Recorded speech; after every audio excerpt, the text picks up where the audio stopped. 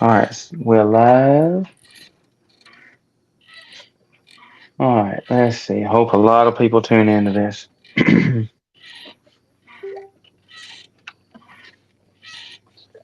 And let's see. Good.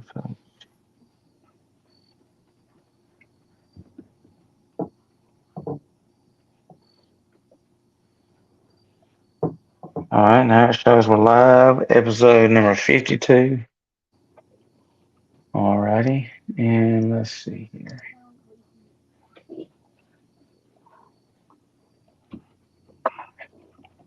Come on.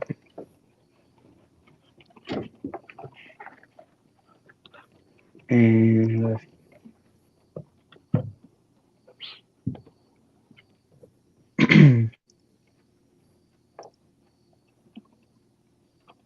all right, let me make sure. Oh, it's showing we're private. Oh, come on, computer. No. Edit audience. Save. Here we go. So, oh, we got one person in here. So, how you doing? Man, I'm doing well. Man, that's great. All right, let's see here. Oh, why did I do it? Exit. So we're live in three places at one time, and I'm hoping my buddy Adam tunes in. We were just talking. All right, let's see. See Coon Hunters Outdoors Ministries. And then let me go here to my personal Facebook. You can tag me. I got my wife trying to share it for me. Okay. Yeah. All right, let's see here. It's on Coon Hunters live, babe. Yeah, so It's we're live on Coon Hunters Outdoors Ministries. Coon We're Hunters live on, Outdoors Ministries and Jared Hudson's page. yeah, so we're live on both those pages. And then if somebody's on YouTube, they can watch it from the radio station's YouTube, and that is Quake Radio. All right, let's see, Jared Hudson. Here we go. Booyah. And let me hit the mute button. All right.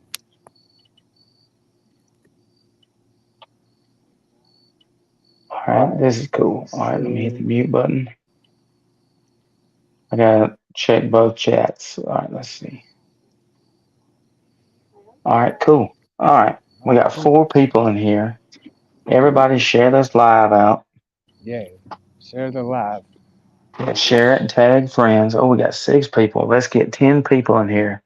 If we get 10 people in here, I'll be super shocked. But hey, whoever we get is whoever we get, you know?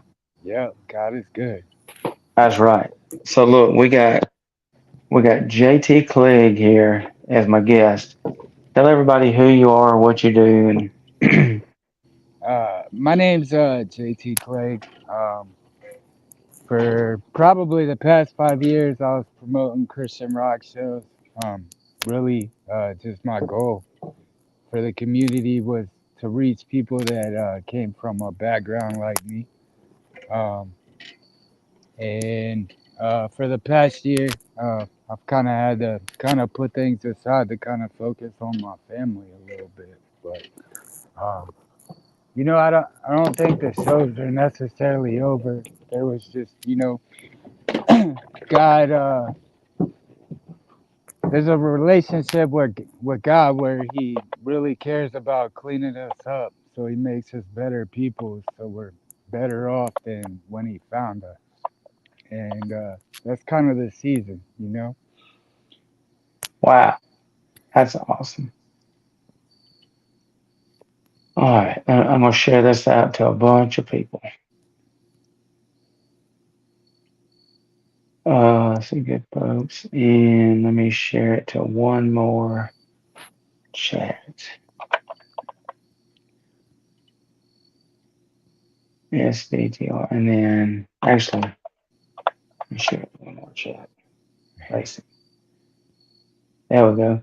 So you have promoted all kinds of Christian rock shows. Yep. From trampolines to disciple, Seventh Day Slumber, Ascent, uh, K drama. Ooh, K-drama. Ooh. Yeah, that was the last show I did, and I was excited for that one because Air Jordan on um growing up, I like I was a troubled kid, got into a lot of trouble, and Jesus found me through KJ Fatu's Dear Slim, like hearing the words life without Christ is a life that is never fixed. Like it just stuck with me. And like at the time when I found it, I was driving home in my mom's car. She didn't know I had it at the night. Like I snuck out and I was coming home from a party and it stopped on a Christian radio station. And Dear Slim's playing and I was like is this Eminem? Did Eminem become a Christian? Because that's what it sounded like. It sounded like Eminem's song Yeah. "Stand" at the time, and I kept listening. And there was a radio program at the time. You ever heard of Z Jam Radio with Bill Scott? I don't think so. Back in the day, probably I don't know. It was over 18 years ago. But they used to have an internship program, like a discipleship program, where they kind of mentored college age kids that came out of high school, and they worked on teenhopeline.com. And uh, on the weekends, on Saturday nights from 9 to 12, they would play a more like youth, more aimed at youth Christian, like rock and rap radio show. And so I heard him, I heard Dear Slim on that, and then I started tuning in. And you remember Josh Brown from Day of Fire? I think I do. Yeah, they came out, and Josh Brown, um, he used to be in Full Devil Jacket, and he he was on tour with Full Devil Jacket, and he overdosed on heroin on the tour, Wow. and they, I think they kicked him off of the tour or whatever, and he was home, and he was watching Billy Graham, and he found Christ, and Wow. Day of Fire, their original self-titled album was like all in lyrics of how like Josh Brown had like found God and God had freed him from drug addiction. So they had Josh Brown Wow. on and he was sharing his testimony. And like at the time, I'd overdosed on ecstasy and alcohol and I just got out of a mental hospital from a suicide attempt and I'm kind of listening. And that night, like, you know, I grew up in church my whole life and like just doing the right thing wasn't enough. Like no matter what I tried to do, it wasn't gonna fix it. Like I I tried smoking cigarettes at night. It didn't take the edge off, and I didn't want to use that night, and so I logged on to teenhopeline.com, and that's the night that I gave my life to Christ. They shared Psalm 34:18 with me out of the message, and it says, if your heart is broken, you'll find God right there. If you're kicked in the gut, He'll help you catch your breath. And at the time, I was just out, like, just got out of the mental hospital, and really, I just needed a fresh, like, a breath of fresh air from the Creator. And so that night, on teenhopeline.com, I gave my life to the Lord. And thing Um, like I felt them come in and stuff, but like there's a cleaning up process, and and so from then on, like I'm trying to find new Christian friends, And so I'm trying to hit people up from the church that I grew up in youth group. And the problem is like I was just a I was a troubled kid at the time. Like I was a party kid and caused a lot of trouble. So they didn't really want to hang out with me. So I had to like basically go to a whole new youth group and start all over and kind of build friendships that way, just to get a fresh start. Um, but things didn't change with some of my old friends, and I ended up at Walmart when I relapsed and I pulled a gun on someone. And Wow. yeah, my parents had gotten wind of it. I was 17 at the time, and somehow they ended up getting me and my friend to sit in the living room, and they sat us down and they said, "You can either take Teen Challenge or you can get out the house." Like that was my option, and so Teen Challenge it was. So I applied to Teen Challenge, got accepted, and went to Teen Challenge, and it's a discipleship. They teach a discipline and stuff like that that you're kind of lacking. And about 3 months in, like, I'm trying to kind of plan for my next step because I didn't want to go home at the time. I felt if I went home, I just go back to old things and old friends. Hmm. And I started praying about the internship from ZJM Ministry. I had gotten saved on there, and I just kind of felt like I could relate to some kids on there just because I had been where they had been uh, on drugs and stuff like that. And so I applied, and about probably 3 weeks later, John Young, he's the director, he gives me a call. And so they called me in the counselor's office at Teen Challenge, and we sit down. He goes, I really want to consider you for this Teen Hopeline internship. And at that time, I'm clean from heroin and stuff, like 3 months. So if you're gonna open the door to minister to teenagers and stuff, it's gotta be God. That's the only person I know that'll get someone with 3 months clean time of opportunity like that. But Yeah. also with it being Teen Challenge, John Young was like, brother, this is like the most important next step of your life. So you need to pray and make sure that it's right. Because, if it's right, we're all for it. But if it's not right, we don't want you here. And so I emailed some people and we prayed and fasted that week. And every time we went to church with the Teen Challenge guys or whatever, Jeremiah 29:11 kept coming up in the scripture. For I know the plans I have for you, declares the Lord. Plans to give you a hope and a future.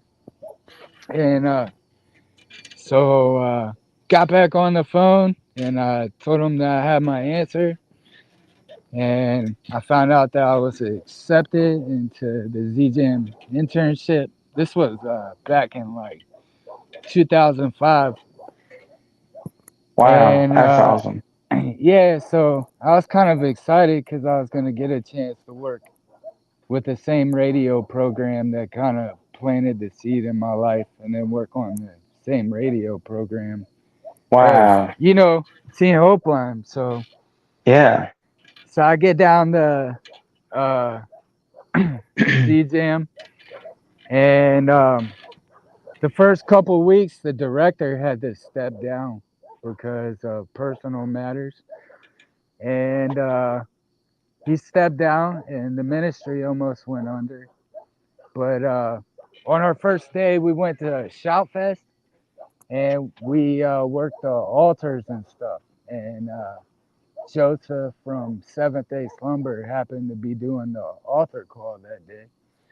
And so Joseph does the altar call, and like back then, if you saw Joseph do an altar call, like kids came running to the altar to meet God. It was the coolest thing in the world to see. And that's what happened. Kids came to the altar and they got prayed for. And, you know, we took their info and everything like that. And a couple months ago, or a couple months later, Joseph Rojas, he lived in Spring Hill, Tennessee. They still do, and that was where our ministry was based out of, Spring Hill, Tennessee. And Joseph's neighbor attempted suicide. Oh, Yep. And if you know Joseph's ministry, like, he calls out teenagers that are struggling with suicide. And it was like God had told him, how can you travel across the country and minister to kids but ignore them in your own backyard? amen.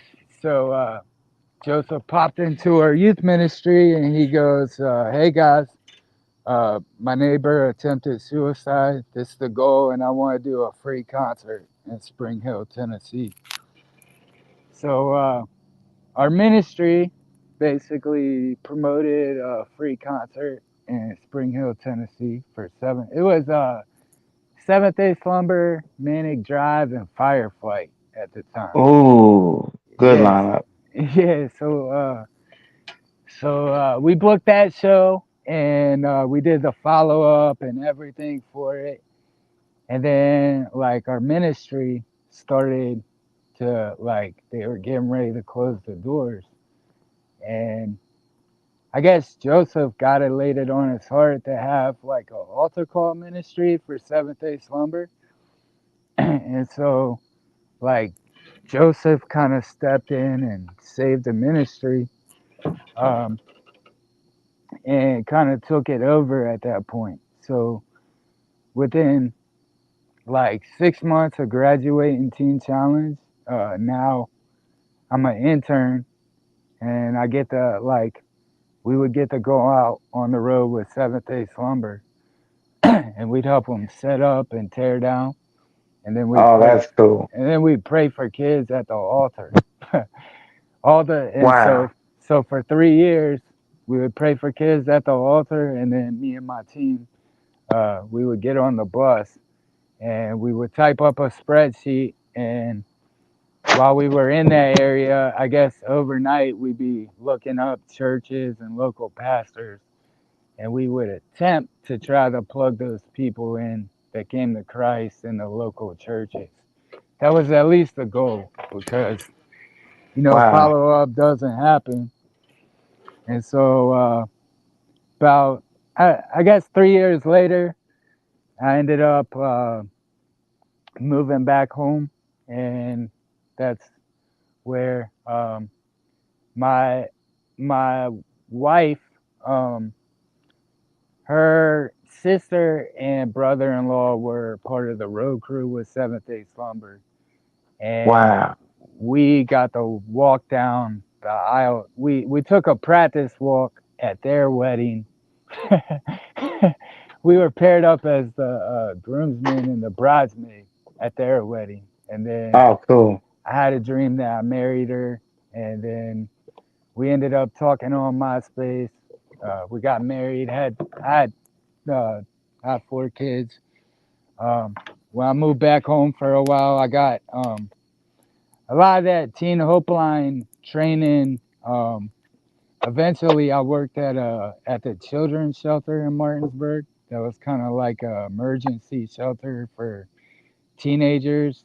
From Some of them were coming out of abusive situations. Some of them were in trouble, and so it was like God had used all my training on Teen Hopeline to prepare me for that. And then I got to work in a psychiatric residential treatment center for mental health patients for a couple of years. And um, like, to sit down and read kids' stories, and from that background would just break your heart. Like, Oh, I bet. it was Teen Hopeline stories that I'd had on the internet coming to life every day. And so uh, when I was, but before I did the internship, I had a construction job, and I herniated my disc in my back. And Oh, yep. And so um, I was able to make. I had 10 years fully not on anything, um, and then my back started giving me issues. And you go to the doctor, and they want to do the cortisone shots, mm-hmm. and they want to do pain pills. And for an addict to go back to pain management is like it's a scary thing, and really like I don't consider myself an addict either because Second Corinthians 5:17, if any man be in Christ, he's a new creation. The old is gone, the new has come. But like from coming from that background, that that was like my perspective on it. And I remember like my back started taking a toll, and I just took my church at the time had put me on as youth pastor, and I remember telling like my pastor like I gotta go back to pain management and I'm scared. And I just remember like probably the one thing he said to me was, "It's okay, God is with you," you know. And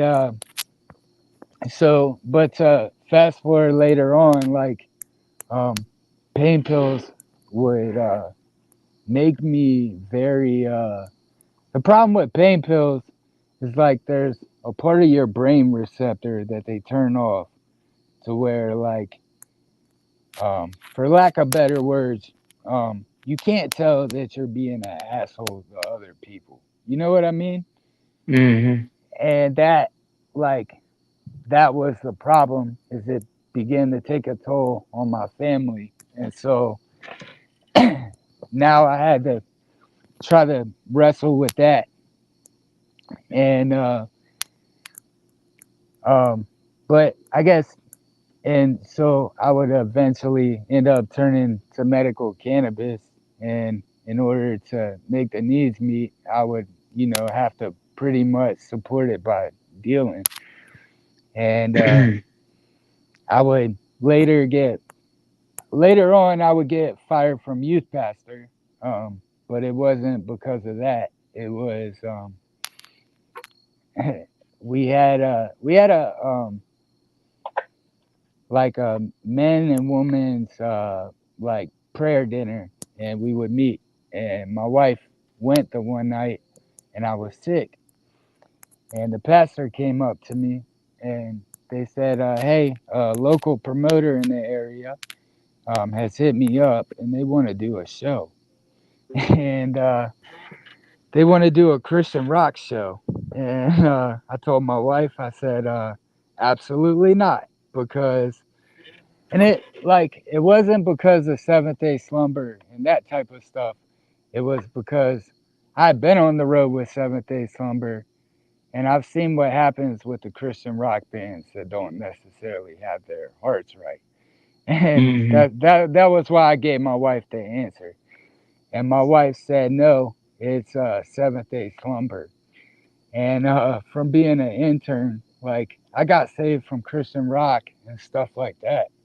And for 10 years, I've been praying for an opportunity to bring Seventh Day Slumber to town because I had seen the kids with rope burn around their neck from the day before hanging themselves come to the altar. I had seen Wow. kids give Joseph razor blades from, they were done cutting themselves, to a kid even giving me their condom, to planning on having sex the night before killing themselves. Like Wow. that. And you know um I just kind of felt like because of my story and stuff, I was the promoter that God would have chose to promote it properly, because a lot of times like Christian concerts like that find their way into churches, but churches aren't always great at doing their homework at what they're really bringing in either. Or Yeah, sometimes they do it, and it's not, not to bash them. Um, and so we were starting to look, and we went to meet with a promoter, and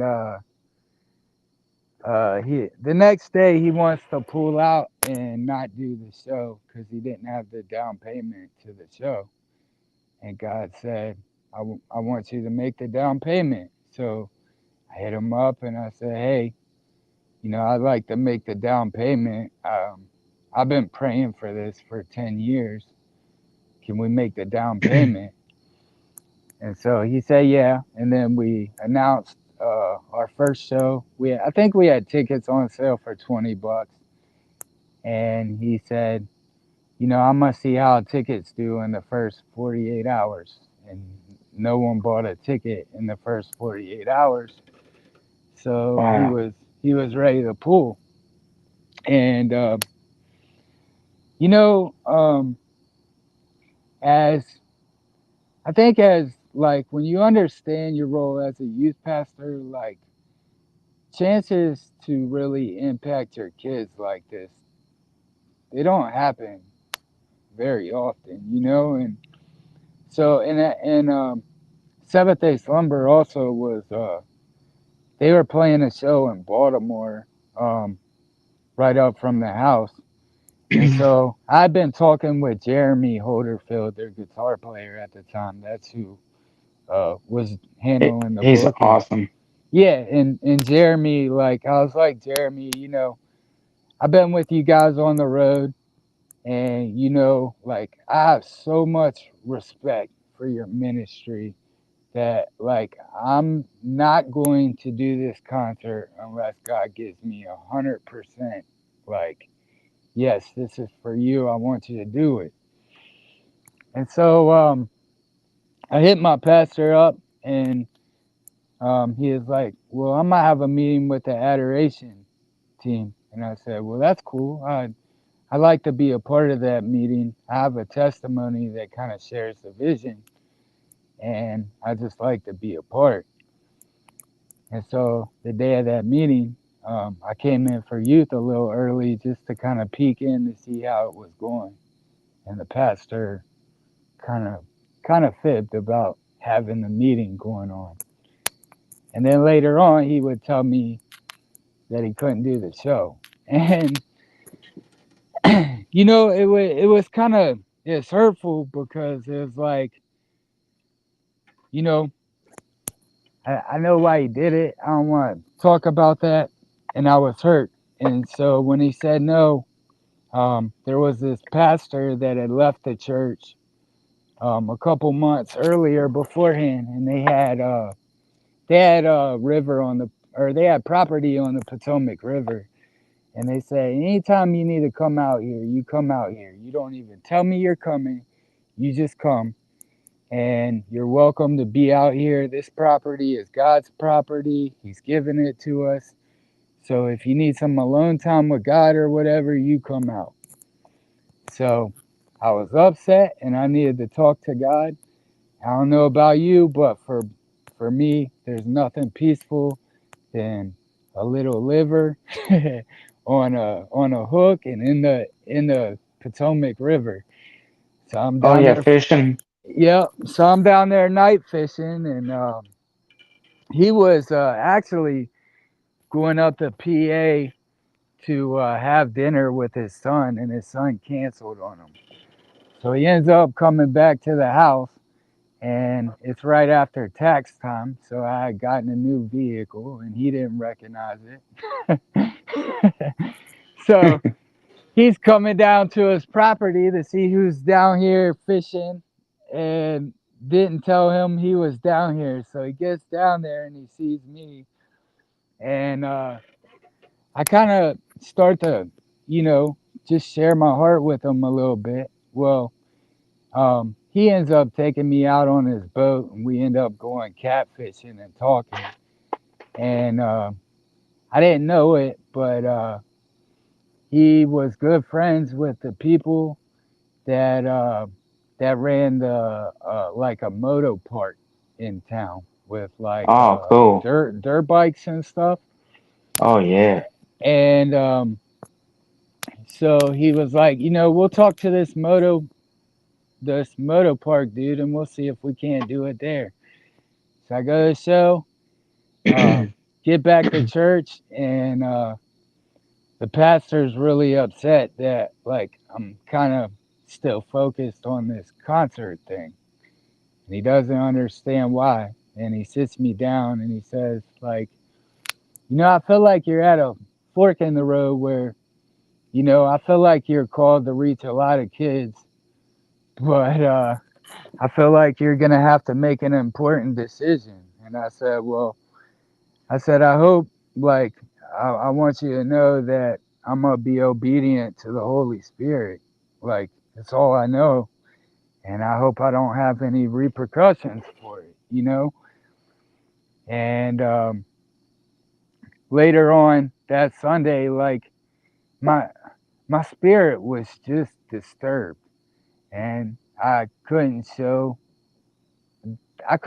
on my face that I was cool with everything, and it disturbed the youth. And so they got mad that I disturbed the youth because I was upset wrestling with that. And they canned me as a youth pastor. And so I got fired as a youth pastor, but God still opened the door for uh, the Summer Rock Fest with GFM, Seventh Day Slumber, Random Hero, and Oh, good Skulldugger. lineup. Yeah, great lineup. And I mean, it was even perfect for the motocross park because, um, like, motocross and Christian metal, it just goes together, you know? Oh, ain't no doubt. Yeah, and so we did that. And we sold tickets, and I think we sold maybe 12 tickets. And, it was heartbreaking for a promoter because you're expecting to just do this great thing for God, and you just get who you get. And then like and getting who you get, it doesn't mean that I failed, because the next morning I woke up and one of my youth kids had texted me and they say, I had my atheist friend at that concert and he was surprised how Christians could rock as hard. And and That's awesome. that right there is the vision. You ain't, the Bible. I was reading in Matthew in the Bible, like they just, God takes pride in just getting the one, not always the 99. And Exactly. and so, but because I was fired from youth pastor and like I was doing that, like I know that the church had their reasons on why they had to cancel, and like for now it's like it's done, it's over with. But it's at the same but at the time, like, it hurt because it was like I felt like they were missing the heart of God Yeah. with the event. And also getting fired as a youth pastor, like I got fired from a youth pastor for being obedient for something that I had prayed for 10 years. So it was it made it really hard to go to church for a while. So I quit going to church altogether, and um, I kind of I had my relationship with God, like my worship and stuff, but like as far as the church, I was done with it. Like I was hurt, and I wasn't coming back. And then it's funny because it's like God used Christian rock to just hit me where I was at Man. with like I'm hurting and I'm bleeding, and like for months, like all I did was I would drive to work. I worked 3 hours away, so driving, like Christian music was all that I listened to. And at the time, like I'm basically kind of selling weed to take care of my medical issue and stuff. And God just starts like he my brother died with cancer. And you start going through stuff, and then you turn your back on God, and you're so mad at him, that stuff. And then it's like Seventh Day Slumbers, Trust in Me came on, because I would put my music on shuffle in the morning, and if I was in the mood to listen to something, I listened to it. And like Seventh Day Slumbers, Trust in Me kept playing over and over, and it was like God was slowly using that music and stuff to reach. And then COVID happened, and Oh, that stupid China virus. yeah, and like you read the Bible about Shadrach, Meshach, and Abednego and stuff, and then Hmm. like, man, I just I looked at pastors, and like the minute the government said that we couldn't hold church services, we're it's all right, we're meeting online, and like our our founding fathers died so that our government couldn't do that in the first place. And like that really bothered me. And I don't want to get political or anything, but like it sucked to watch the church really kind of just bow down to Amen. unconstitutional government mandates at the time. Exactly. And I agree. so at the time, and, and but at the time, like I'm listening to podcasts, and the two podcasts that I would listen to were Todd White and um, Stephen Furtick. People may hate them, but you know what? If they're presenting the word of God, just pick out the meat and spit out the bones. If it don't apply, let it fly. You know. Yeah. And so Todd White would talk about how he would just like tip waitresses $100, like, and he wouldn't miss it at all because he trusted God with his finances. And Mm. that's that's not easy to do in the world that we live in today, because like uh, there's a reason why people put on masks so that they kept a paycheck. You know what I mean? Yep. Um, and and I think yeah, and so God started telling me, I want you to start putting your money away and tithing, and I want you're gonna pay for shows, because you know every time Matt Baird or Joseph would put out a tour, like I'm going to the pastors, and I'm like, hey guys, there's this great opportunity to bring in these bands. Like we're gonna reach teenagers that don't really come to church, and you think that like that's all you have to say to a pastor, and the answer should be like an automatic yes. Oh yeah, exactly. But it don't always And end up like that. it don't fly like that at all. That would be nice. At all. It would be nice, but it's never flown like that for me. They hear a lot of work, and that's where like you know God started telling me, like, dude, like I didn't pull these pastors out of suicidal and drug addicted life, and I didn't pull them out with Christian music. I pulled you. And Revelation says that they overcame them by the blood of the Lamb and the word of their testimony. And that was all that I needed. And so I basically went to my pastor, and then I think we got spoken was first, and then Oh, yeah, spoken. Yes. and that went well. And so like it was like God allowed me to cast a vision, and then we got the who I think we had um, trampolines hit me up. That was another one. And at the time, if you don't know how Christian music promotion goes, normally you write a Christian music artist and you ask them what their bill is. And you know, a lot of what the church doesn't understand is like their bill is sometimes like $5,000 to $7,000. You know, Yeah.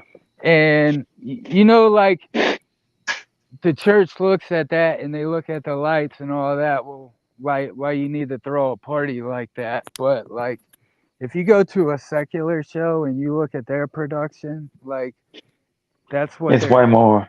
it's what they're competing with, you know. Yes. And it's like, you know, the flamethrowers and everything that Seventh Day Slumber gets, like that's what helps draw in the people, you know. It does. Because And I've been to a lot of shows where if they didn't have if they didn't have this spectacular light show, it would just be kind of boring. Or if they didn't have fire, or because right. I've seen Red 4 times, and they're known to have fire. Some of their Hmm. Slumber does too a lot of times, and you know that brings a wow factor because I work for a Christian radio station here, which is Quake Radio, and Quake stands for King Without a Crown every day.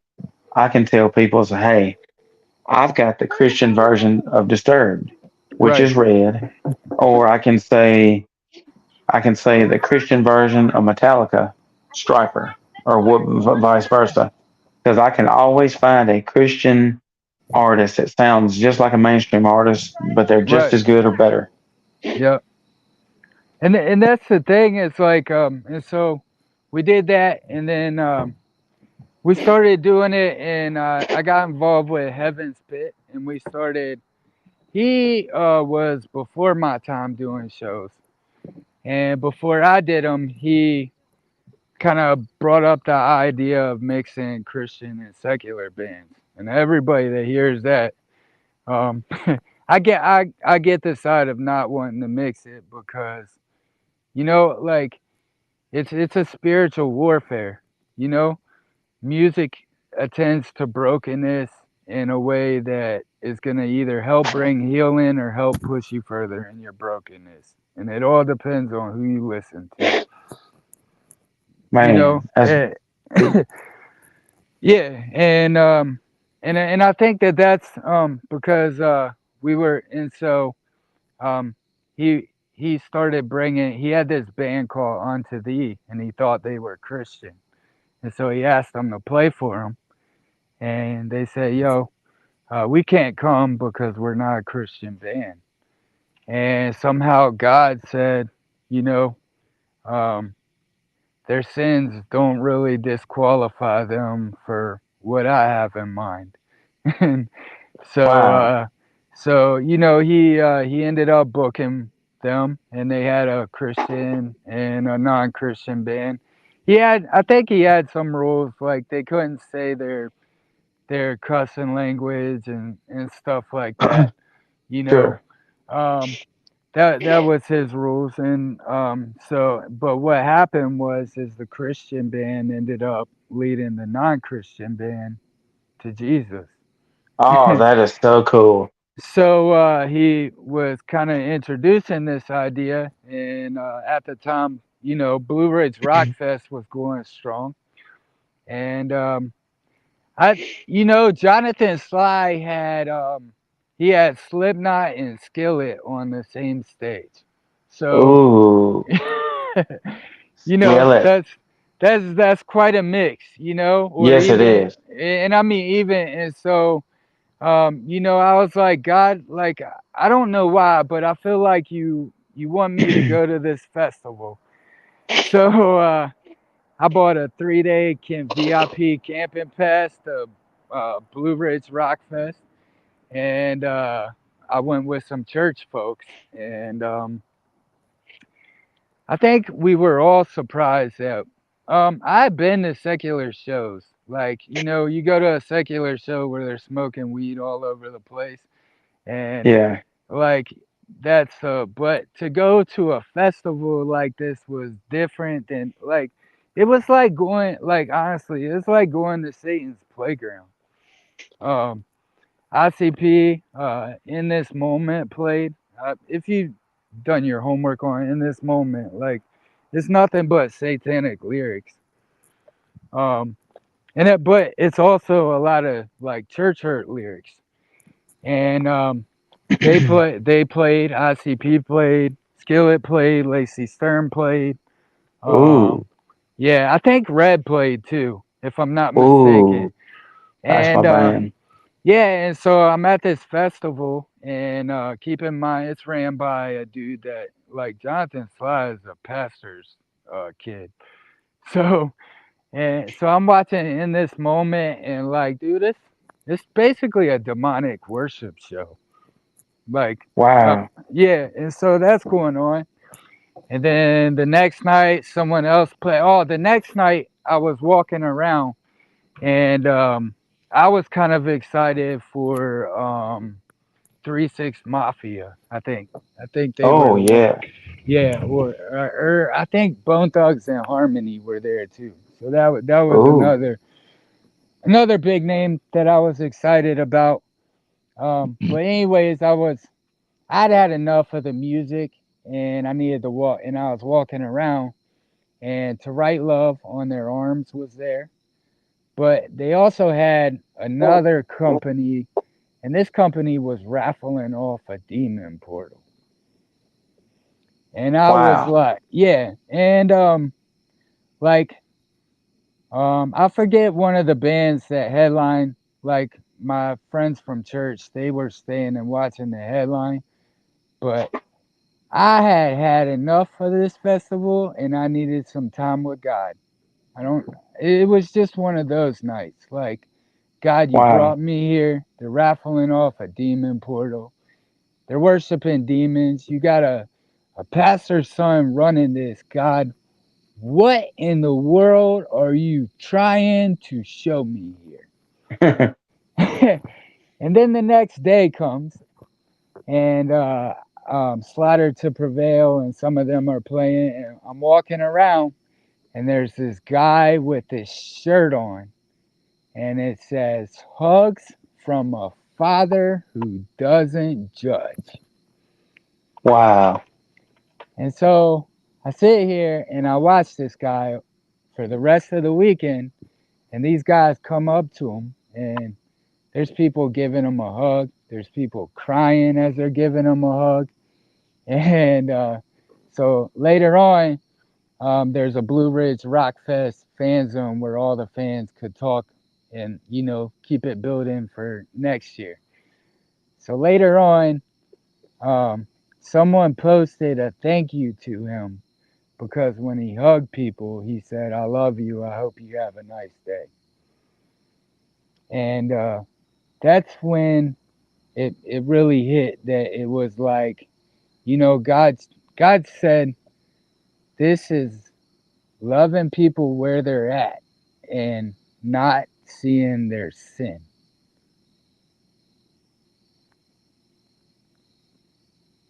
And I said, wow. Not because, but you walked around the whole campus, you see campsites, people got their demon flags hanging up on their campsites and everything else, but like, you know, and me and the people that went to church said, like, I gotta be honest, like most church people are not sticking around in this scenario.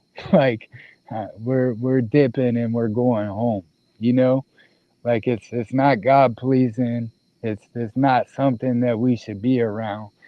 But like, as I watched that week, like we were camping that week. I forgot a pump to blow up my air mattress. My neighbor just gives it to me. People run out of food. They were feeding people. Like it wasn't it's not necessarily exactly the perfect version of the church, but it is a version of how we're supposed to love on people, you know? Amen. Love them And where they're at.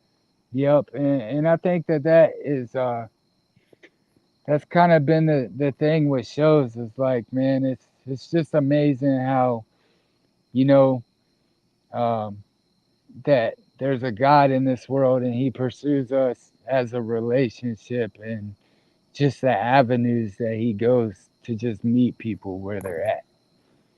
Man, because I mean, he had you there for that reason to love on those people and show them that there's something better than what they're doing. Right. And I mean, even Skillet was there, and, you know, Skillet just gets on and just, you know, they didn't say much on stage, but like, you know, to, to kind of, you know, those people, they need love sometimes, and sometimes they just don't see their potential. Yes. And then, they didn't necessarily need Skillet preaching Jesus, Jesus. They just need to hear it in their lyrics and their music. Like, Right. wow, these cats are good. Maybe I need to be. Maybe I want what they're having. Yeah. And I think that that was kind of the moment, you know, it's the moment that I had with KJ 52 was like, wow, like, you know, God actually cared enough to come down on my level because like um you know, like before KJ 52, if you would have told me to listen to Christian rap, um like going down to the internship, they had a rule, no or no secular music, and I said, you know, we have a serious problem because like Toby Mac and and KJ 52, they just don't cut it for me, you know. But Yeah, thank God there was Lecrae and uh, Tadashi and Flame and all those dudes, you know. yeah. And, KJ 52. I've been listening to him for years, and he's my favorite. And of course, he goes by Jonah now. He changed his Yeah, artist name to Jonah. And Joshua Sorrentino, I think's his name. yeah. And the first time I saw him was at Winter Jam many years ago. He was the MC. He only did one song, but it was his hit song, Tweezy Dance. Everybody went crazy over that. Oh yeah, But yeah. Dear Slim Part One. So I tell people, he KJ 52 is the Christian version of Eminem. Like he has the Guinness World Book of Records for the world's longest freestyle. He was the captain of Team USA, and I forgot how many hours they had to do a freestyle, but that will never be beaten, never. And it's a Yeah, Christian artist that holds the record. man. I look back at like his writing, and like that dude just had a skill for writing the youth and what they were going through. Oh yes, And and a lot of people don't know the story, but he did Dear Slim Part One and Part Two. And correct me on this story if I'm wrong, but from what I heard was on Dear Slim when he wrote that. Um,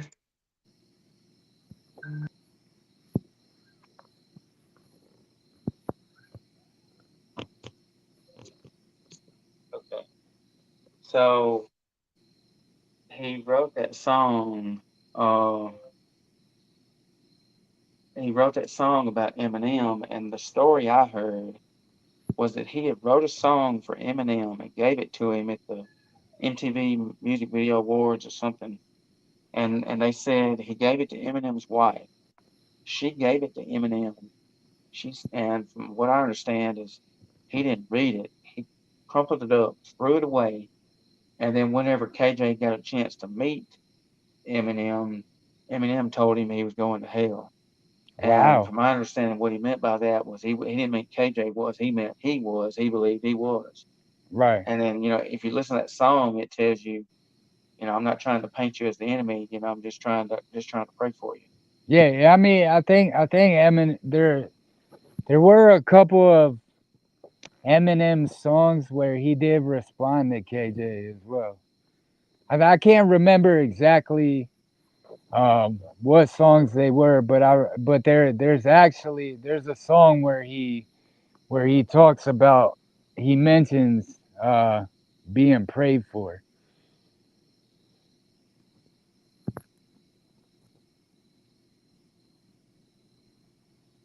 Your piece messed up. Oh yeah, I said there is actually a part where he mentions being prayed for though, in like a Eminem song. I just can't remember which song it is.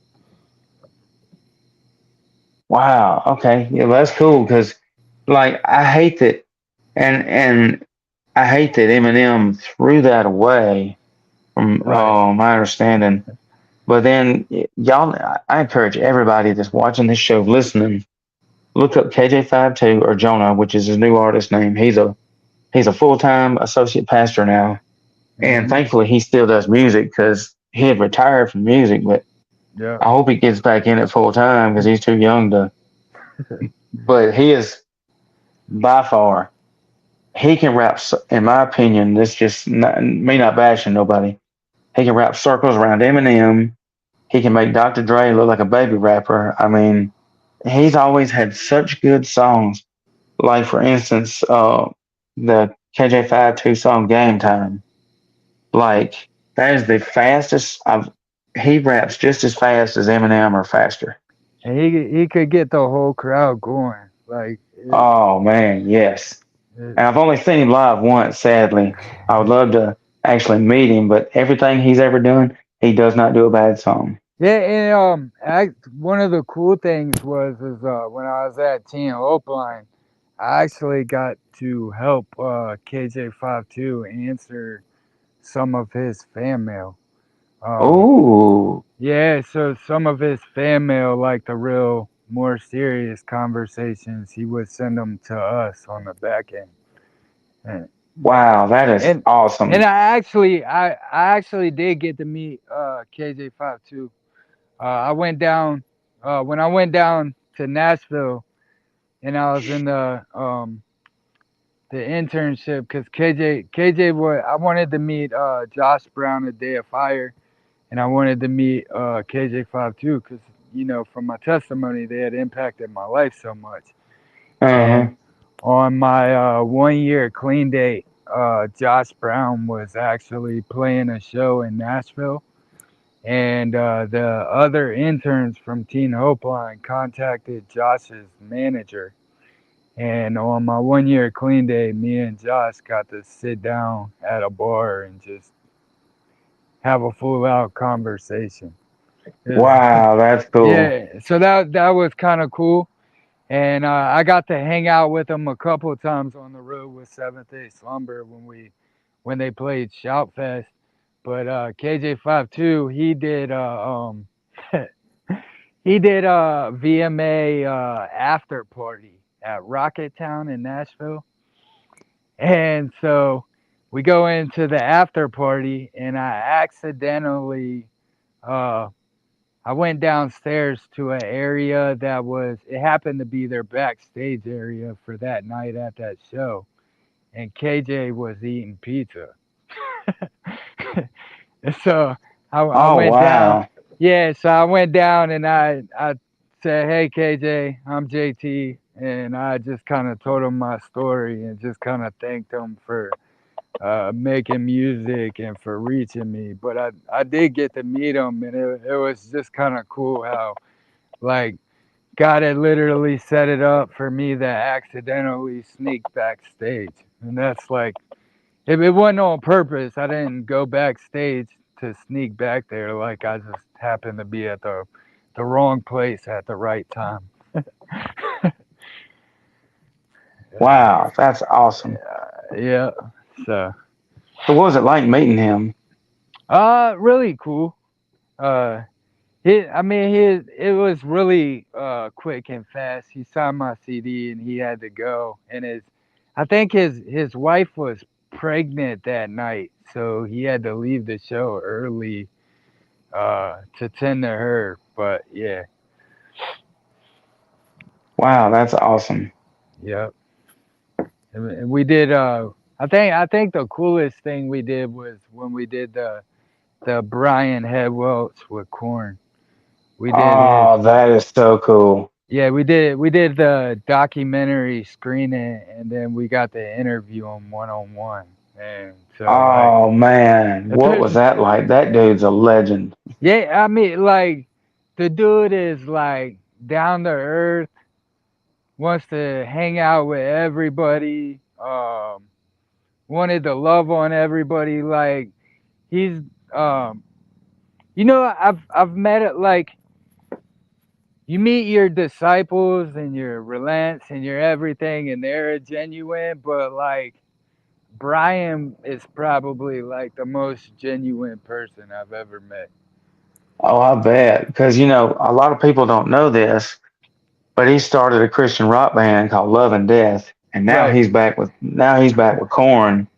But I watched a video of him recently where he was interviewed by a guy at a Christian radio station or something, and the guy and it's on YouTube. It's a new interview. The guy interviews him. He's like, "Hey, what's it like going back to Korn, knowing that you're a Christian?" And then he talks about I can't remember the guy's name, but one of the other members in Korn is now a Christian now, and Oh he's like, yeah, "Hey, they're Jody. yeah, that's it," and he said they're okay with it, and so who knows, that may lead to the rest of the band to become Christian.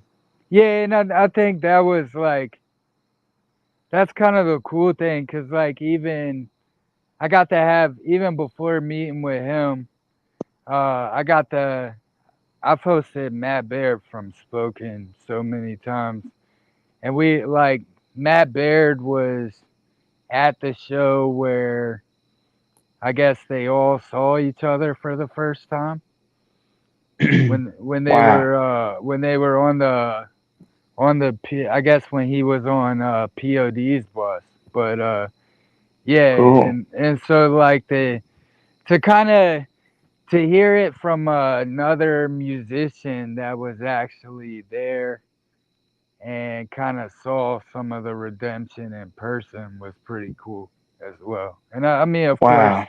you know, Matt's got uh, Brian's adopted son JR in the band too. Oh, cool. I would love to see Spoken live and meet him. Yeah, you haven't seen them yet? Oh no, I've seen a lot of bands. That's one of them on my list, and I'm on the Seventh Day Slumber Street team, and I've seen them, and I've met Joseph all three times I've seen them. They are phenomenal, and there's like I've seen Disciple twice. They're cool. Red four times, Striper once. Striper is my all-time favorite. Yeah, I think my new favorite has become trampolines. Oh, I need to listen to them. Yeah, like not don't just listen to them, but look up what they do. Um, Okay. they spend half of their year touring, and then all the money that they earn from touring goes overseas the missions where they're delivering like food to third world countries, and they help rescue sex slaves and stuff like Wow. that. Yeah, like I had they were one of my shows that I got the book, and the way it at the time like they were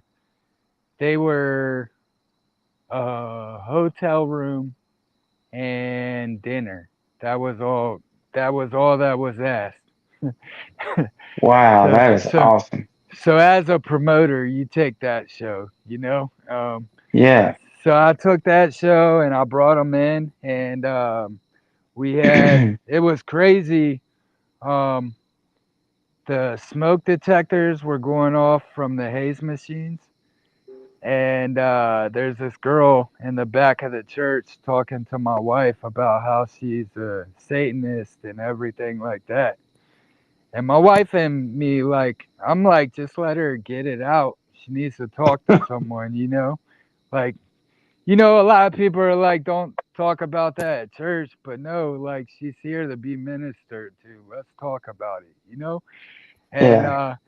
so, but they ended up talking to her, and they like went out to her van and prayed for her in her van as she was Oh, wow. leaving to make sure.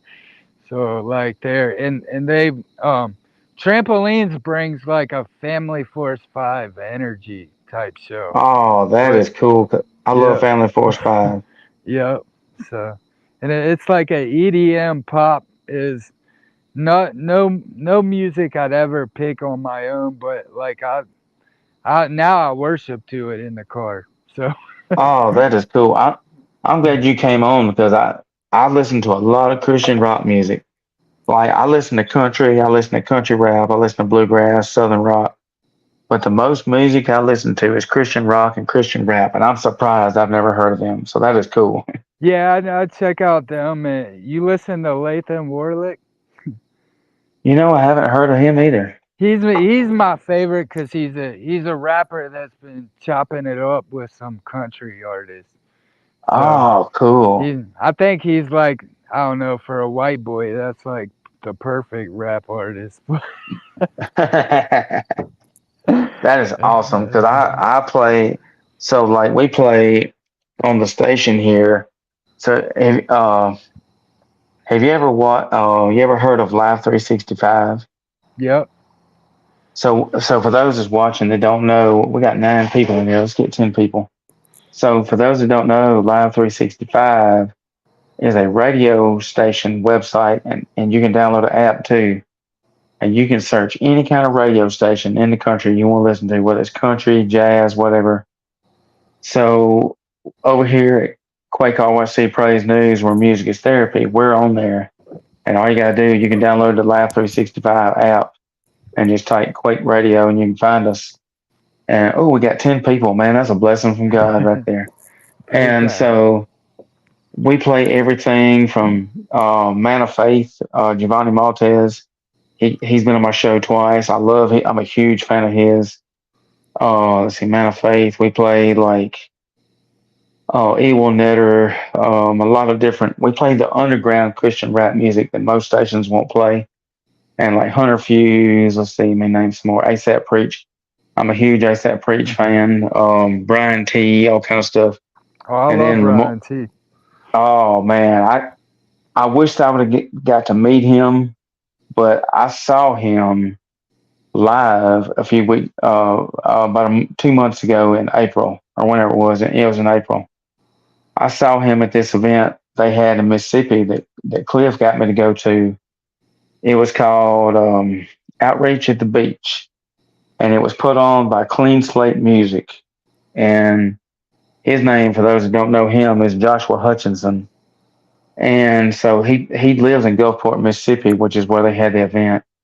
And I've never been to Gulfport before, but I've always heard about the drag strip they got there because I'm big into racing. And then so I went down there and they had a car show, and it was Joe Nestor, Nestor Nation. He was there. ASAP Preach, Brian T, Jimmy Hunt that goes by Vertical Music Ministries, Cody Murphy, who else? Redeemed. It was like, and then it was a Christian rock band called Given Grace. And then they had a Christian worship band that played, and the rest of them were just Christian rap artists. And what they did was they got done with the car show about 12, and then they started going down the list of artists. And they probably had 10 or 12 artists. And each artist got 5, 6 songs they got to sing, which is amazing. And then it ended at 10 o'clock that night where Brian T was the headliner. And he only performed like 4 songs, and I recorded one that's on my YouTube. And I've never witnessed anything like this before. And Cliff, I wish Cliff was in here. He could come back up the story. But Brian T was talking about he got out there. He got out there at the stage and went in after he did his 4th song, and he got out in the crowd there, and I was right by the stage because that's the kind of guy I am. I love being by the stage, and he's sitting there talking, and he gets everybody to get in a circle. And I don't remember what he said. I wish I had that recorded. But he told us, he's like, hey, I want y'all to back up for so and so. And so we'd back up a little bit, and then he'd say something else, and then we'd back up a little bit, and finally I'd have backed up so far I was touching the stage, and he was in the middle of everybody in this big old circle. And then next thing I know, he starts saying this. All right, now when I say, and I wish I could remember how he put it. I'm gonna butcher it, but he says, "Hey, I want everybody to start coming forward when so and so." And then he said, "I want y'all to forgive everybody that's ever done you wrong." He's like, "I want you to leave it here at the altar." He said, "I want you to just start saying out names out loud or whispering names, whatever you want to do, of people that's ever done you wrong, and just forgive them and leave it here." And you know what? I did that, and it was like 5 or 6 names that I let go. And you know what? I felt so much better letting all that go. And then I looked up and I seen it was KG Santiago and the Young Disciples. That's the dad of the Young Disciples, and he came out there, and a bunch of the other artists, ASAP Preach, and a bunch of them come out there by the stage there. And I had a guy walk up behind me, and he says, "Hey, bro," and I seen him praying for my buddy Cliff behind me. He comes up to me as a Hispanic guy, and he says, "Hey, brother," he said, "can I pray for you and your ministry?" I was floored. I ain't never had nobody do that. And he comes up, lays his hand on me, and starts praying for me. And I'm praying for him the whole time. And then when we get done, I look over and I seen this lady, look like she was in her late 30s, 40s, around my age, a little older. She brought one of her friends up, and it was so cool. Like, if there hadn't been so many people by the stage, I believe there'd have been people running to the altar wide open. But I seen this lady bring her friend up, and she gave her life to Christ there, and there's a bunch of other people. And that was the coolest thing. And then another cool thing that that event had was they had a trailer, a utility trailer with a box cargo trailer. Half of it was cut in half, and the back half was open. And they had a water trough there, and they were baptizing people. And I never saw anybody get baptized, but I could hear them. As I was walking around the event, I'd hear them say, "Hey, we just baptized another person." Well, whenever we left, me and Cliff left, Cliff told me, he said, "Man, so after we left, ASAP Preach went over there and baptized 10 more people." And all that just stuck out to me. And then forgiving people, it's amazing what music will do. And Brian T, man, but I encourage everybody that's watching this show, go look his music up. He's even got a new music video posted, and it's good. He's got one of his songs is on my worship list every morning. I can't Oh, remember the name of it, but oh, that's cool. but yeah, him and Five is the other one I like, or Five Ola. Oh, yes, he's good Yeah, too. yeah. Craig's a great dude too. We had him out. Same show with K Drama. So Wow, that is yeah, cool. Um, yeah, K drama's good. I've never. Um, I tell you another one that's good is 7T. You ever listen to him? yeah, yeah. He's got that. Oh, I can rap the whole song backwards and forwards. But I the like song he the did. I like the Hog Mob crew. Seven's my Oh favorite. yes, Yeah. that's a good one. Oh, look up I, the music video for "Lights Out," and when 7T does that song, he gets to the part where he starts rapping. And I love me some Christian rap. I have to listen to the song about 100 times before I finally get it right. But yeah. then I can finally, I said, man, I can go bar for bar with this guy. And he has a line in that song where he says, "He's my provider, so I really have no need." And he said, "Oh shoot, um, got me feeling like Tim Duncan, boy, it's '03." I was like, "Oh," he just snapped and he just shouted out my favorite basketball player of all time. That was the thing with that was the cool thing with K drama. We were chopping it up about the I Air Jordan on him because Show Baraka did the Kobe Bryant on him, and so people ask K drama which one came first, and he's like, I produced. Cause K drama, like the legend in the game, he done produced them all and everything. Yeah. Uh, but yeah, uh, it was. I think that was. I'm I've always been more of a Christian rap fan, bigger than the Christian rock. So the bringing K drama, that was Oh, I bet that was exciting. cool. Yeah, and then I think the other big highlight was when I first got saved. Pillar was my all time favorite. Oh, Yeah, man. so my first weekend on the road with Joseph, Pillar's headlining Shoutfest. There's a UFC fight that night. So Pillar gets done headlining the stage, and then here Rob and Noah come chilling on the bus, and we're all watching UFC together. Oh, that is so cool, So man. as a teenager, like Joe and them, they're all used to hanging with Noah and uh, Rob at the time, and I'm like a teenage schoolgirl on the bus. Oh, that's so cool, man. Yeah, That is yeah, epic because for those that don't know who Pillar is, they are legends in Christian rock, and they hadn't done music in years, and then they come back this year, got yeah. together the original members, Michael Wittig, all of them, and they did 4 shows, man. And I hope they do more shows next year and come back because I follow Michael Wittig's post on Facebook because he's a big bodybuilder and stuff. Right. And I would love to meet him and his band Pillar. That would be, but the fact that you got to hang out with 2 of them, that's cool as grits. Yeah, yeah. We that was like probably one of my highlights, like being on the road with SDS. Because, Pillar got that song, Whatever It Takes. I love that Yeah, song, man. yeah. I like there's another one that they it was one about the youth, the reckless youth maybe. Uh huh. I think that one. I don't know. Pillar has so many, like everything they put out is amazing. Like, oh, I listen to a lot of music. And And tell Lester's you how much, probably my favorite drummer of all time in the genre. Period. oh, Yeah, Lester. yeah. There's not, and that was another cool thing was on Shoutfest, you had Super Chick. They were Oh, out. Yeah, and Brandon was Lester's brother. So when wow, that's cool.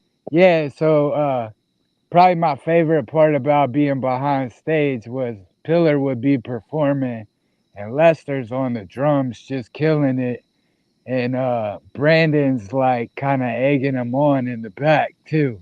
So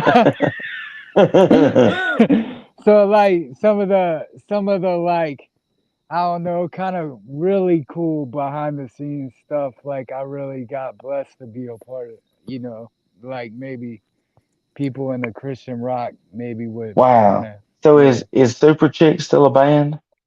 I don't think so. That's I sad, don't think man.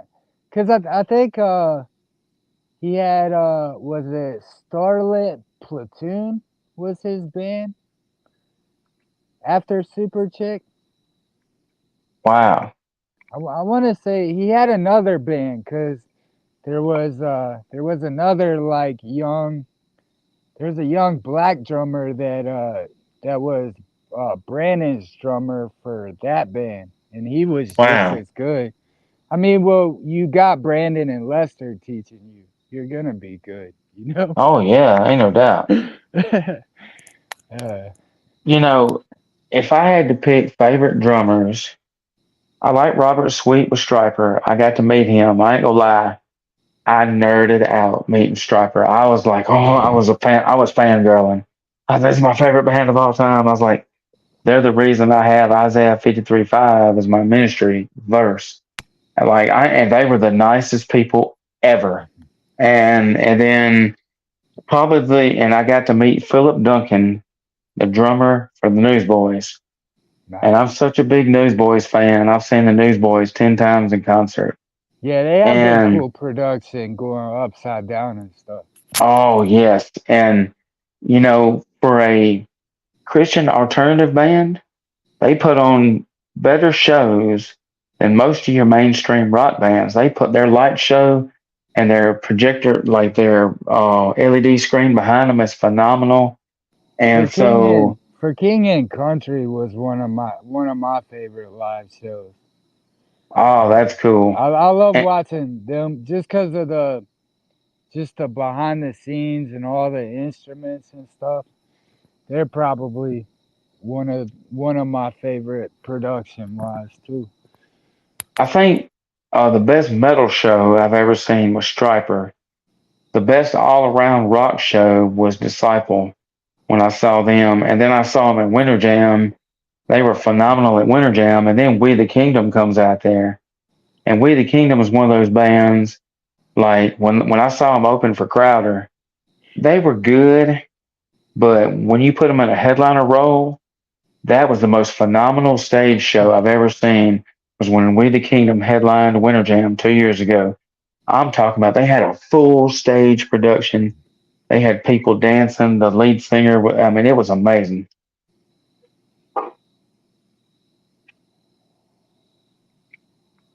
But now, as far as drummers go, when I saw Philip Duncan, and one reason I say he's one of the top drummers in Christian music is, for those that don't know, JT knows, but I've seen him so many times. So I saw the original lineup. Well, I say the 90s lineup. I don't remember the 80s because I was born in 85, but they were started in like 87, somewhere in there. But now, as far as the original lineup when I was a kid, it was Peter Furler, lead singer, Phil Joel on the guitar, and then, of course, Philip Duncan was a drummer and Jeff Frankenstein was guitars. I mean, the keyboard. And then Jody Davis was guitar also.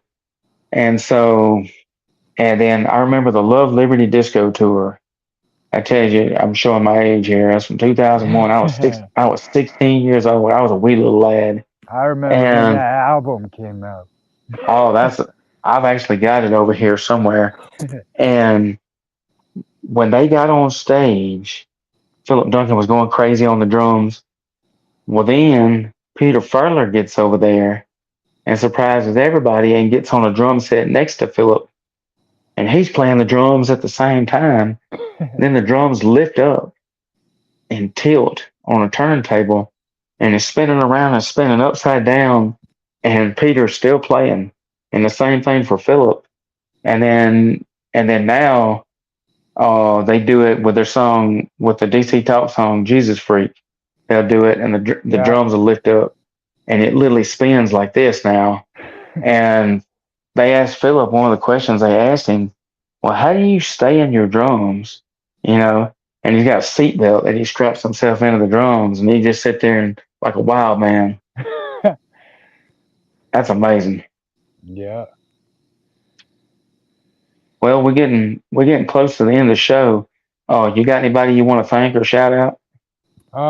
Man, I'll just man, to everybody who's helped and been a part of the Edge of Heaven's Pit over the years, like it was just a blessing to see just the hand of God just open so many doors from Mountaineer meat smokers opening their bar to the monument. Like, God let us have church in a bar. So, Pretty it was, cool. yeah, it's just an honor to be a part of that season for however long it lasted, you know? That is cool. So before we go, I want to ask you something, and this just come to my mind. So there's something that I've been wanting to do for a while, and I really don't. I got to find the time to do it. But I also want to ask you if you'd like to do something like this too.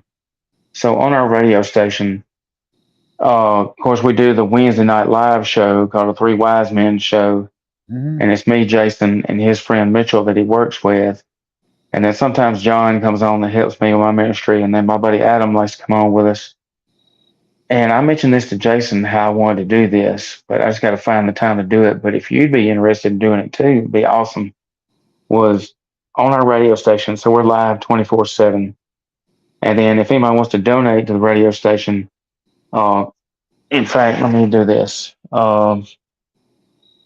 All right, let me go to banners here. All right, and then so there's the radio station's banner.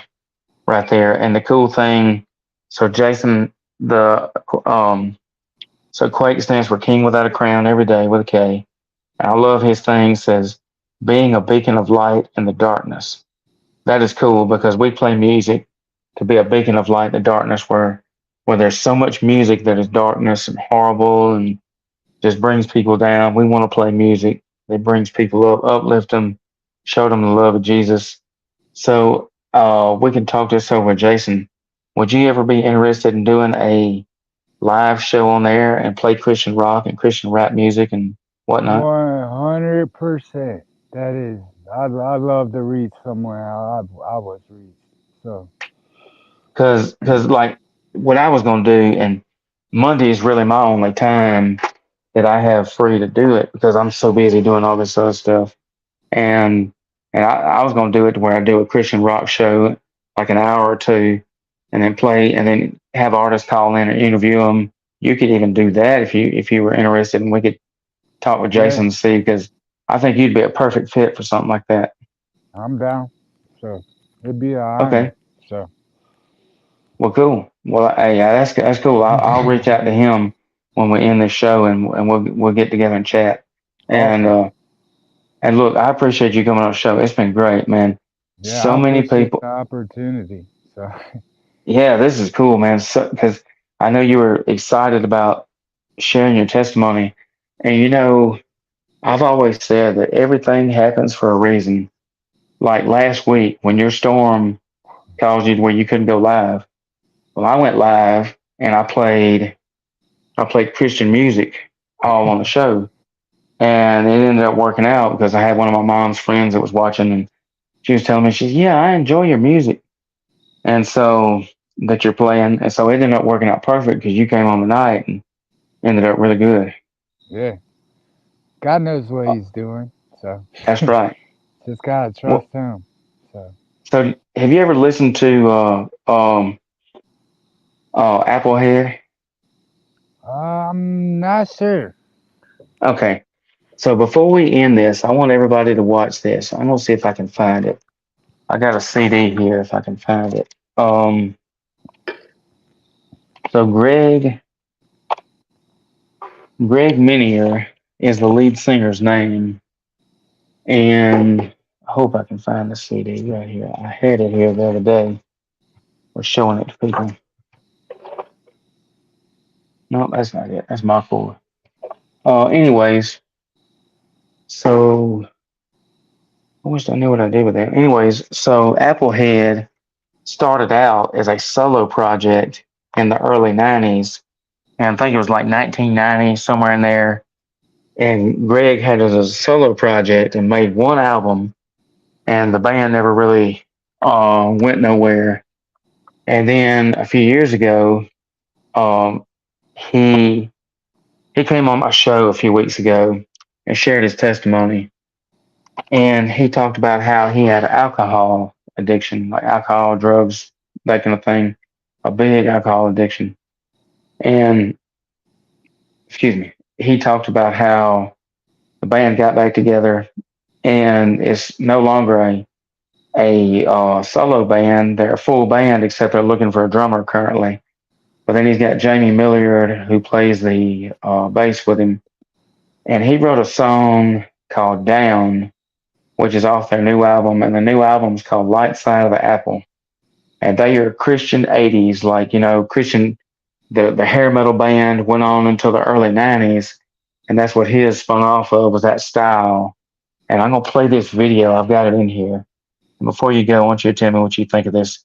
He filmed this with his son. Filmed this with her cell phone, and this is the new song called "Down." And everybody that's watching, y'all let us know what you think of this.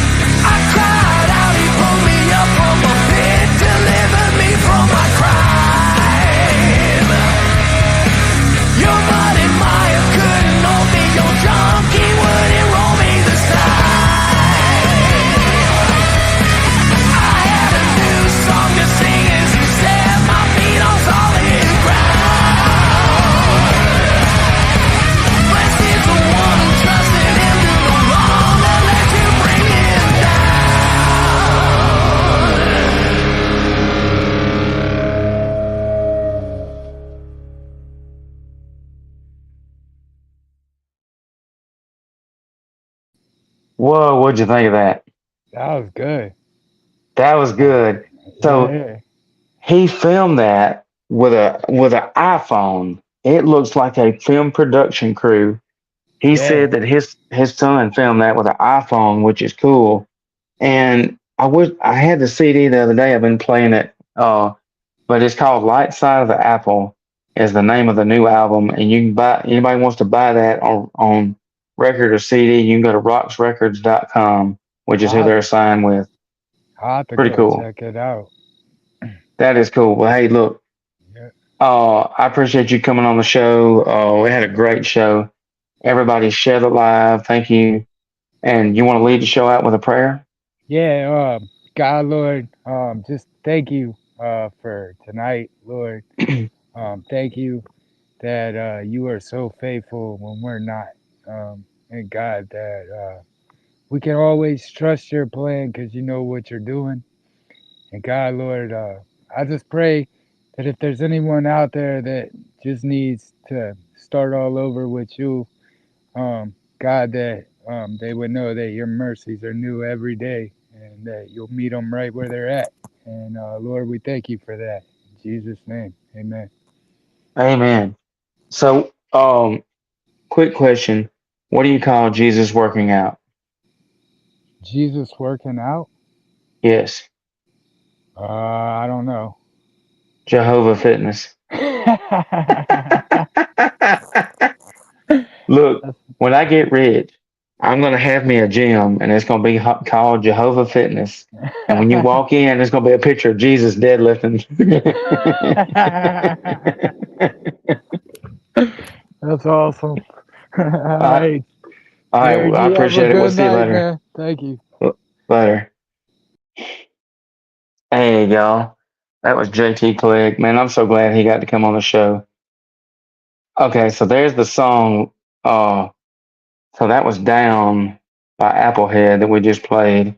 So Greg Minier wrote that song about his alcohol addiction and how he got saved from it. So y'all be sure and go buy the album on CD. I got an autographed CD from the band, rocksrecords.com. I think they may be out